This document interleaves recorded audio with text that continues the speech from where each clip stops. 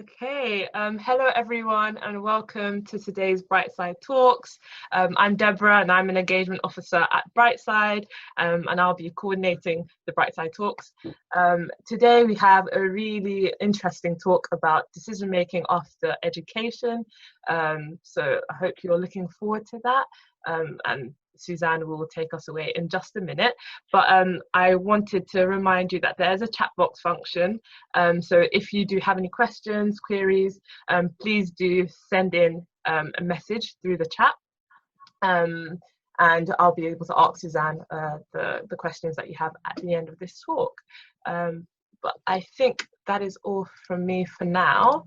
I think, yep, Suzanne, please do take it away. I'll be here at the end of the video as well, so sure. Thank you very much. Great, thank you. Hi everyone, really pleased to be here to talk to you about decision making. My aim really is to share with you some decisions that I've had to make and hopefully leave you with some helpful tips when you make your own. Okay. So, come to the first slide, there we go. So this is me. I'm from Southend-on-Sea, come from a really normal background. I did A-levels, went to uni and studied languages. I then worked for the Foreign Office Government Department in London and overseas. I then, at 28, decided to retrain as a lawyer, and I did that for a period of time before coming back into the civil service. And I spent the last 3 years in Italy on a posting with them. And then last year, I realised I really needed to kind of reevaluate life and where I was going. So I resigned from the civil service, and I'm currently investigating lots of new, quite exciting career opportunities. So that's where I am. And today I'm going to talk to you about a couple of decisions that have got me to that point. Okay, so while I'm talking today, I just want you to kind of keep in the back of your mind decisions that maybe you've had to make or perhaps are coming up, and just have a think about maybe why you find those difficult. What is it about them that makes them difficult to tackle? Okay. Right, so if we go back to 1998, this is me studying for A-levels. So as some of you might know, quite stressful, lots of other stuff going on in life. And I knew I wanted to go to university, but I didn't really know much else. And that kind of dreaded point in time arrived where I had to choose a course and a university. And it was probably the first big decision I'd ever had to make, and I just didn't really know where to start. Okay, so with hindsight, these are sort of the three main reasons I think I just found this so difficult. So at the top there, pressure not to make the wrong decision. I think I just thought, oh gosh, life will be over if I get this wrong, it will be a disaster, I'll be set on a path I can't come back from. That was kind of just hanging overhead really. Secondly, I didn't really surround myself with enough support or information to kind of make an easy decision. I was the first person in my family to even think about going to university, so they were hopeless in terms of information. There were a few kind of personal issues as to why leaving home would be difficult for me. So I think the whole decision was just sort of quite scary, and I was just sort of trying to avoid it. And I think therefore I kind of wasn't really reaching out to people to either get support or get enough info. And then thirdly, I think, it was the first big decision I'd ever really made. And I thought, well, what proof have I got that I'm kind of any good at doing this, any good at decision making? And I think the result of kind of all this sort of going around in my head was that, of course, I ended up choosing a uni and a course. Everything was kind of done quite randomly, on hunches, and a bit out of panic. And nothing was a disaster, as I say, but if I kind of approached it differently, that period of time might have been a bit less scary. And secondly, it would have made perhaps the first few months of uni a bit easier. So to give you an example, I chose to do politics as my degree, thinking, oh, I've done a bit of politics, my economics A-levels. Got to uni, totally not what I expected, hadn't really sort of researched it, and I just hated it. And I ended up changing course, which was no disaster, but it was just sort of something else that was a bit kind of stressy and a bit difficult. So that was that. And so we now fast forward to, well, roughly 20 years on. I am in Italy on my posting I told you about. Everything looks great. but kind of underneath, kind of work is making me miserable. I sort of twigged this isn't really what I do anymore. I think I need a big change. And I was just coming up to the end of my 3-year posting, and I was offered an extension to go to Madrid. And you know, kind of who doesn't want to do that? And I thought, oh gosh, I don't think I do. I think I need to make like a big change here. So here we go again, another big decision to make. Okay, and this is kind of a picture of what was sort of going on in my head, kind of set of scales. So kind of we start at the top left. Yeah, there's that kind of overriding thought of, well, who doesn't want to do this? You know, it'd be great, you know. And then I think, oh, yeah, but this job is, I just hate it, you know, and I've been doing the same thing in Madrid. And then I'd flip back to kind of FOMO, yeah, but, you know, if I don't go, oh, I might be missing out on some brilliant opportunity. And I flip back again, you know, and think, oh, I've really got to, it's now or never, I'm kind of at a pivot, I've got to make a change. And then I think, oh, that's just too difficult, you know, stay overseas for another year, it's a great lifestyle, you know, it's hard work, but it's a lot of fun. Then underlying it is this kind of, yeah, but if you're basically not happy, you know, it's not great. Yeah, so this is how my poor little mind was working. Okay, so what did I do this time? And what would I kind of advise you? So this time I actually spoke to people, and I would say to you kind of, who do you trust to kind of ask and kind of share your concerns with? Often it's someone who's slightly removed from the situation. It's kind of quite helpful to speak to them. I spoke to lots of different people with kind of different backgrounds, different views, and not just for advice, just to kind of share your concerns. Secondly, yeah, just test out what you can around a decision. So say it's a course you're interested in or a job, you know, if there's someone doing that course, or if there's someone working in that area who you could work shadow or just, you know, do a telephone interview with, just speak and ask questions, you know, you're allowed to do that. Thirdly, yeah, try and see your options. It's often difficult to do that for yourself. But, you know, perhaps you don't necessarily have to do this kind of do or die decision. Maybe there's a kind of a middle path that you can go down. I'll give you an example of a friend of mine who for years has wanted to do midwifery and thought, oh, I've left it too late in life, I can't afford it, it's too much, it will just never happen.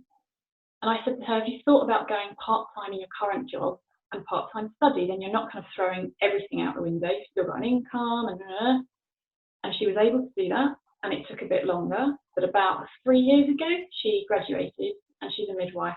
So try and kind of see your options. It's not always kind of this terrible option or that terrible option. There's often a kind of a way through things. Yeah, when you don't know what to do something, just kind of chip away at that boulder. Sometimes the decision is so huge, you just don't know where to start. And if that one tiny action is just sending an email to someone or sending a text to someone saying, can I have a chat with you about this job, or just do that, you know, tiny actions kind of lead to, you know, to kind of a big product in the end. And the reason I've got a picture of a jigsaw up there is I just want you to have a quick think about how you would put a jigsaw together. So some people will kind of do all the outside lines, some people will kind of pick on the same colours. We're all different. And we all make decisions differently. You know, some of us are quite impulsive. I'm a real thinker. You know, I make lists, I talk to myself. If you do that, if you take your time, that's fine, that's how you do it. You know, the world needs impulsive people and the world needs thinkers. We all do things differently. And one thing I would say about the kind of jigsaw analogy is that, you know, that jigsaw, like a decision, it's kind of there. Your decision is already there. You've just kind of got to find your way of kind of putting the pieces together to get there. And then just to mention the sort of things in the 3 coloured boxes there, I just wanted to pick up on what's kind of going on now in the world. It might seem that a lot of decisions are kind of being taken away from you or forced upon you. I know it's not easy. But I would just say that, you know, sometimes you can only make the best decision you can for yourself with the info you've got at the time. And that's kind of good enough. And just consider that sometimes great things come out of difficult situations. So maybe there's an area of work that you're interested in. Maybe there's a charity or something that you're interested in who you can help. You know, you might do something with them that's interesting for you that helps you work out if there's a line of work you'd like to go into. But it might also really be helping them, especially at the moment when everyone's trying to figure out new ways of doing things. So just kind of keep that in mind. Secondly, listen to your gut instinct. It becomes easier, I think, as you get older to kind of recognise that. I think I knew deep down that going to Madrid wasn't right for me. And remember that the easy decision isn't always the right one. In a way, going to Madrid would have been easier. It would have been easier to kind of be miserable than kind of come back to the UK, work out where I was going to live, think about the next move, just kind of keep that in mind. And finally, nothing is final. No decision is so kind of terrible that you can't kind of reverse or take another direction. When we're younger, our lives are kind of directed in these sort of school years, everything's very kind of linear. But life isn't like that. We go back, we go forth. You're allowed to kind of get things wrong and change direction. And then really my final slide, I just wanted to leave you with the idea that decisions are a sign that you're moving forward, that you're doing something new. I know they don't always kind of feel great, but they are an opportunity. And I would just say that often an unexpected decision can really lead you down a fantastic path you never knew existed. And my kind of final words are really just go for it. And that's all there is for me. Great, thank you so much, Suzanne, for that. Really great to hear kind of your story and how you made decisions along the way. Thank you so much for sharing. Yeah, it was really great. Sure, thank you. No problems. I'm just going to remind everyone that there is a chat box function. So if you do have any questions you would like to ask the speaker, please do send in those messages now. And while you're thinking, I actually do have a question. My question is regarding kind of that idea of like seeing your options or trying to decide what your options are. How would you say like it would be, what did you find was useful in terms of seeing your options? How did you go about that process? Was anything because I know you mentioned speaking to people, but yeah. Exactly, yeah. So I think I'm not very good at seeing my own options. I'm very clever at self-limiting, so sort of immediately going, oh well, I can't do that, that's not possible. So I think first of all, speaking to other people, because you often put obstacles in your own way, and actually we can see obstacles for we don't see obstacles for others. So I would say definitely, I found by talking to people, they would say, well, yeah, but have you thought about that, which I just wasn't able to do for myself. Right. And I think just play with it. So when you kind of say to yourself, well, I can't, can I, or I have to do this, just question yourself, just say why actually. Is that just in your head, or is there a practical reason why you can't do A or you can't do B? Yeah. Right. Oh, thank you. That's really great. Yeah, I totally agree with that, because yeah, we do put those like hindrances and blockages on ourselves and we don't see it for other people. So yeah, exactly. Completely agree. Oh, thank you so much. That's really great. I'm not seeing any questions, so I think we will round up the talk. Thank you all so much for taking your time out to join us. Just to let you know, is there a question coming? Sorry. Oh, we've got a question coming in. Last minute question. I was just about to end it. Yeah, we'll wait for that question to come through. No problems. If there's any other questions, do get them in as soon as possible. Thank you. Where was this last picture taken? The one that's on so actually it's quite symbolic actually. When I came back from Italy, a friend and I hired a camper van and we went around the west coast of Scotland. Right.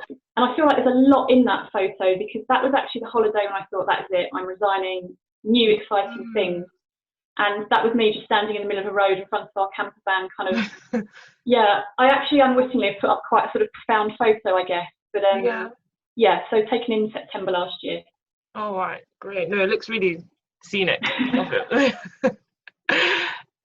Just waiting for that question to come through.